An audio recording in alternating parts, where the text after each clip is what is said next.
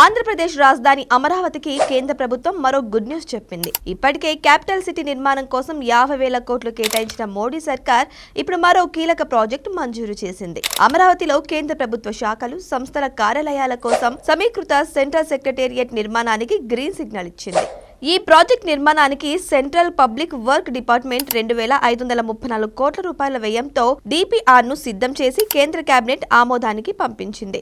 ఇప్పటికే కేంద్ర ఆర్థిక మంత్రి నిర్మలా సీతారామన్ ఈ ప్రాజెక్టుకు ఆమోదం తెలిపారు. కామన్ సెంట్రల్ సెక్రటేరియట్ కార్యాలయాల కోసం 1,299 కోట్లతో ప్రాజెక్టు రిపోర్టు సిద్ధమైంది. కేంద్ర ప్రభుత్వ ఉద్యోగుల నివాస సముదాయాలను 1,235 కోట్లతో నిర్మించాలని ప్రణాళిక రూపొందించారు. అమరావతిలో కేంద్ర సచివాలయ నిర్మాణానికి సిఆర్డీఏ 22.53 ఎకరాల భూమిని కేటాయించింది. ఇందులో 5.5 ఎకరాల్లో అంతర్జాతీయ ప్రమాణాలతో పర్యావరణ హితమైన 12 అంతస్తుల గ్రీన్ బిల్డింగ్ కాంప్లెక్స్ ని నిర్మించనున్నారు. మిగిలిన 17 ఎకరాల్లో ఎంప్లాయీస్ క్వార్టర్స్ కడతారు.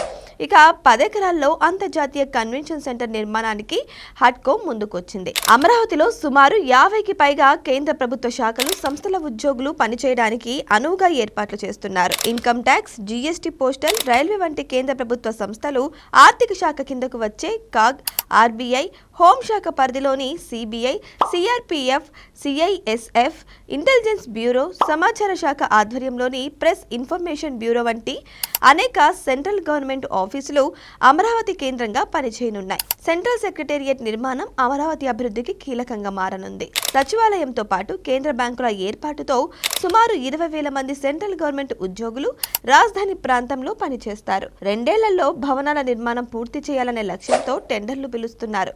ఒకసారి సెంట్రల్ సెక్రటేరియట్ నిర్మాణం పూర్తయితే కదిలించడం ఎవరి వల్ల కాదు. కేంద్ర సచివాలయ భవనాల సముదాయం అమరావతికి రక్షణగా నిలుస్తోంది.